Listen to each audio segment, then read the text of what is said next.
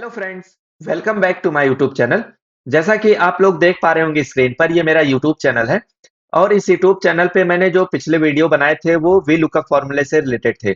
ये जो V lookup formula है ये मैंने 3 वीडियो के माध्यम से कवर किया हुआ है। अगर आपके पास कम डेटा है तो आप वी लुकअप फॉर्मूला कैसे अप्लाई करेंगे, अगर आपके पास बहुत ज्यादा डेटा है तो आप कैसे अप्लाई करेंगे।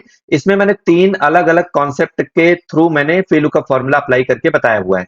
अगर आप लोगों ने ये वीडियोस ना देखे हो तो इनको जाके देख सकते हैं। और मैं बार-बार ये आपसे कहता हूँ कि जब तक आप प्रैक्टिस नहीं करेंगे, तब तक आप फ़ॉर्मूले को रट के नहीं सीख सकते हैं। तो प्रैक्टिस करने के लिए यहाँ पे आप मेरे टेलीग्राम चैनल पे जाइए और यहाँ पे मैंने प्रैक्टिकल शीट नाम से एक शीट अपलोड की हुई है।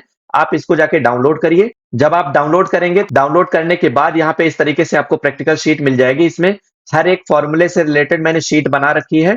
इस शीट में जाके आप इस फ़ॉर्मूले को यहाँ से रिमूव करके जो भी मैंने फ़ॉर्मूले बताए हुए हैं उसको आप प्रैक्टिकली यहाँ पे अप्लाई कर सकते हैं। तो आज के इस वीडियो में हम यहाँ पे मैच फॉर्मूले के बारे में बात करने वाले हैं। जैसे आप लोगों ने देखा वी लुकअप फॉर्मूला हमारे लिए कितना इंपॉर्टेंट था, वैसे ही यहाँ पे हमारे लिए मैच फॉर्मूला बहुत ही इंपॉर्टेंट होने वाला है। तो आइए हम लोग देर न करते हुए वीडियो स्टार्ट करते हैं और अप्लाई करके देखते हैं मैच फॉर्मूले का काम क्या-क्या हो सकता है। जैसे आप देखेंगे तो यहाँ पे जो प्रैक्टिकल शीट बनी हुई है, तो इस प्रैक्टिकल शीट में यहाँ पे देखेंगे तो बहुत सारा डेटा पड़ा हुआ है। इस तरीके से यहाँ पे 184 अप्रॉक्स यहाँ पे डेटा पड़े हुए हैं और इसके बाद यहाँ पे देखेंगे तो कॉलम भी बहुत सारे पड़े हुए हैं।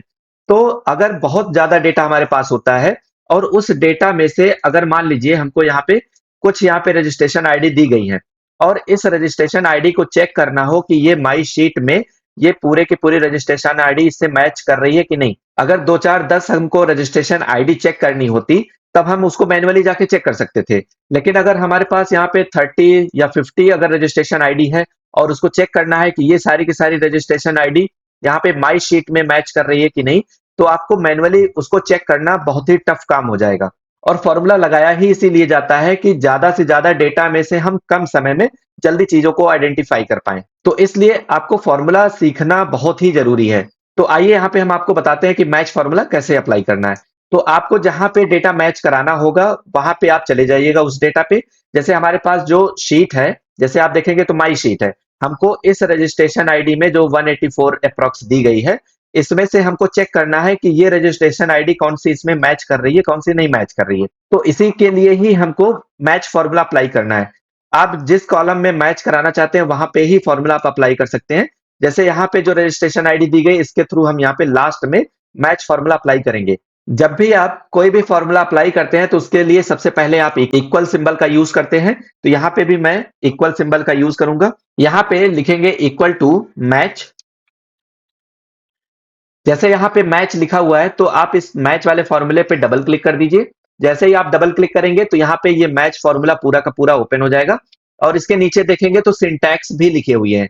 तो अगर आप एक बार सिंटैक्स याद कर लेते हैं या समझ लेते हैं तो आपके लिए बहुत चीजें आसान हो जाती हैं, क्योंकि आप जब सिंटैक्स याद कर लेते हैं तो वो फॉर्मूला आपके लिए अप्लाई करना बहुत ही ईजी हो जाएगा। अब यहाँ पे इसके नीचे जो सिंटैक्स दिया गया है इसी सिंटैक्स के अकॉर्डिंग हम यहाँ पे फॉर्मूला अप्लाई करते हैं। तो जैसे यहाँ पे देखिए तो लिखा है लुकअप वैल्यू।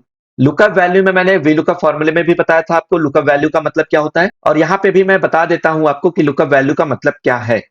जैसे यहाँ पे जो लुकअप वैल्यू है, लुकअप वैल्यू का मतलब हो गया कि ऐसा कौन सा यूनिक डेटा है जिससे हम डेटा को मैच कराना चाह रहे हैं या जिससे डेटा को आइडेंटिफाई करना चाह रहे हैं।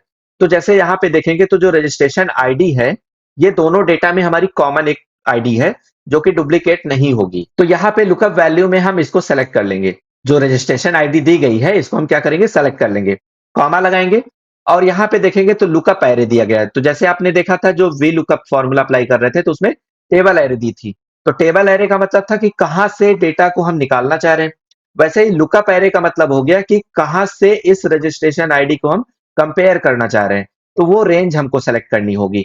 तो यहाँ पे क्या करेंगे, जो लुकअप एरे है मतलब जहां से हम डेटा निकालेंगे या मैच कराएंगे, वो डेटा हमारा है माई शीट में।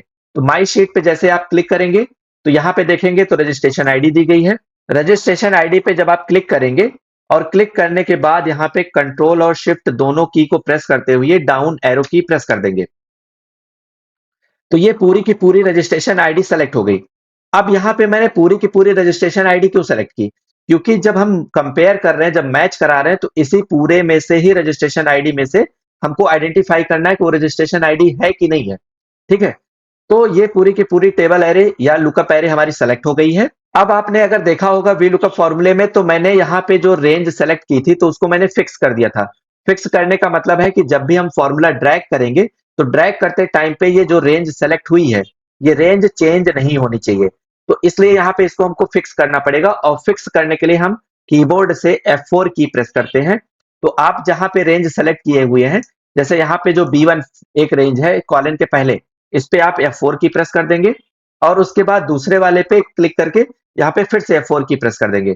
तो आप देखेंगे तो ये रेंज जो है अब क्या हो गई, फिक्स हो गई है। उसके बाद यहाँ पे कॉमा लगाएंगे।